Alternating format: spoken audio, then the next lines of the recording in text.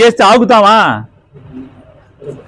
బెదిరింపులు, ఇంటి ముందు దిష్టి బొమ్మ తీసుకొస్తే నేను కాషాయ బట్టలు వేసి 100 దిష్టి బొమ్మలు తగలబెట్టను. ఇది సునకానందం. ఈ దిష్టి బొమ్మ తగలడితే పవన్ కళ్యాణ్ తగలడిపోతాడు ఏంటి? లేదా పేరు నాని దిష్టి బొమ్మ తగలడితే పేరు నాని తగలడిపోతాడా? వ్యక్తిత్వాన్ని మెయింటైన్ చేయాలి. అంతేగాని పోతి పేరంటాల్లాగా మెట్లకి పసుపు కుంకాలు రాసుకుంటే ఏమవదు. పోతి పేరంటాలు అంటారు పల్లెటూళ్ళలో, గ్రామాల్లో పోతి పేరంటాలు అంటారు. హుందాగా శంషేర్గా రాజకీయాలు చేయండి. ఇవాళ అధికారంలో మీరున్నారు, జనాలకు ఇచ్చిన హామీలు జనాల్ని ఒక్క హామీ నెరవేర్చకపోగా వైజాగ్ స్టీల్ ప్లాంట్ ముందు నుంచి ఏం మాట్లాడావు? పాపం వేల మంది కార్మికులు రెక్కాడితే కానీ డొక్కాడినటువంటి స్టీల్ ప్లాంట్ ఉక్కు పరిశ్రమ కార్మికులు, వైజాగ్ స్టీల్ కార్మికులు ఏం మాట్లాడావు? నాకు ఒక ఎంపీ ఇవ్వండి, పార్లమెంట్ బద్దలు కొట్టేస్తానని చెప్పావు. నాకు అమిత్ షా స్నేహితుడు, మోడీ స్నేహితుడు అని చెప్తావు. ఇవాళ స్టీల్ ప్లాంట్ అమ్మేస్తుంటే నీ దగ్గర 2 ఎంపీలు, నువ్వు ఉప ముఖ్యమంత్రి, ప్రభుత్వం ఉంది, ఒక రాష్ట్ర ప్రభుత్వం ఉంది, నీ మీద ఆధారపడి కేంద్రం బతుకుతుంది. కానీ నువ్వు కానీ చంద్రబాబు నాయుడు గారు కానీ మీ ఇద్దరు స్టీల్ ప్లాంట్ ఊసెత్తుతున్నారా? మాట్లాడుతున్నారా? ఆటికి చేసుకోండి ప్రాయశ్చిత్తాలు. పాపాలు చేశారు కదా, స్టీల్ ప్లాంట్ కాపాడుతానని సొల్లు కబుర్లు చెప్పారు కదా, ఆటికి ప్రాయశ్చిత్తం చేసుకోండి. లేదా ప్రజలకి హామీలు ఇచ్చారు, హామీలకి ప్రాయశ్చిత్తం చేసుకోండి. 100 రోజులు అయిపోయింది, మీరు వచ్చి 4 మాసాలు, 120 రోజులు అయిపోతుంది. 100 రోజులు మీరు అధికారంలో కులుగుతూ, పవన్ కళ్యాణ్ గారు ఎన్నికల ముందు చెప్పారు, నేను గెలిచిన 24 గంటల్లో సుగాలి ప్రీతి చావు మీద, లేదా అమ్మాయి కనపట్టలేదో చచ్చిపోయిందో, అమ్మాయి మనిషి కనపడతలేదు, ఎఫ్ఐఆర్ కేసు కట్టిస్తానన్నారు. 100 రోజులైంది, ఏది సుగాలి ప్రీతి కేసు ఏమైంది?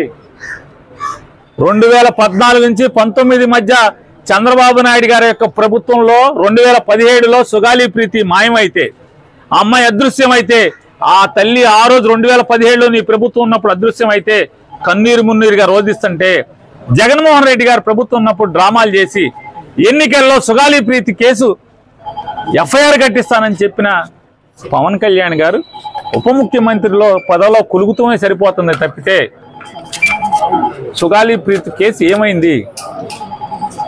30,000 మంది ఆడపిల్లల్ని ఇంటికి తెస్తా అన్నారు. ఏ ఆడపిల్లని తీసుకొచ్చి ఎవరికి అప్పచెప్పారు? మచిలీపట్నం పోలీసులకు కూడా హెచ్చరిక చేస్తున్నాం, ఈ రకమైనటువంటి తప్పుడు ఉద్యోగం మీరు చేయటం మొదలు పెడితే ఖచ్చితంగా బందర్లో హింసా రాజకీయాలు మొదలవుతాయి.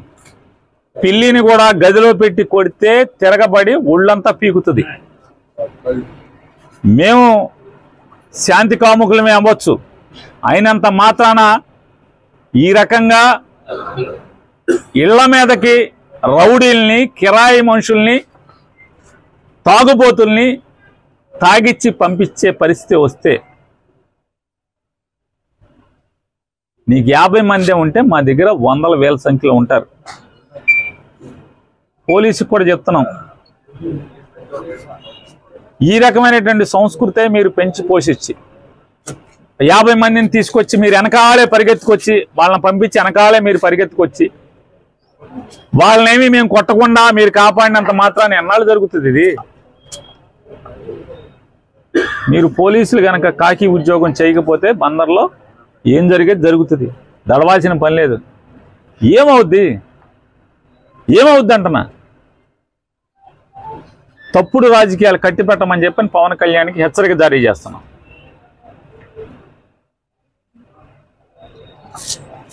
ఎవడు దడిచేవాడు లేడు. ఖచ్చితంగా నీ తప్పుడు రాజకీయాలని, నీ డ్రామాలని, రాజకీయ డ్రామాలని, మొన్నదాకా కులం ఏంటి మతం ఏంటి అని చెప్పి మాట్లాడినవాడు ఇవాళ కాషాయ బట్టలు, కులం అయిపోయింది కాషాయ బట్టలు. దేనికి కాషాయ బట్టలు? ఎవరిని మోసాలు?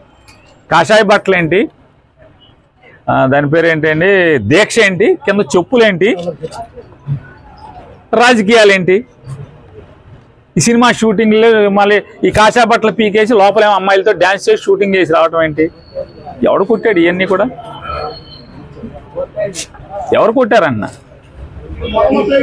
నిజంగా లడ్డూలో నిజంగా మలినాలు తప్పు జరుగుంటే ఈనాళ్ళు ఈ డ్రామాలు ఎందుకు మీరు అంటున్నా? మీ ప్రభుత్వం ఉండగానే కదా నూనె వచ్చింది, ఆ నెయ్యి వచ్చింది. ఆ నెయ్యి వస్తే మీ ప్రభుత్వంలోనే మీరు ఎందుకు స్వామివారిని కళంకిత ప్రసాదాన్ని తయారు చేయించారు? మీదే కదా.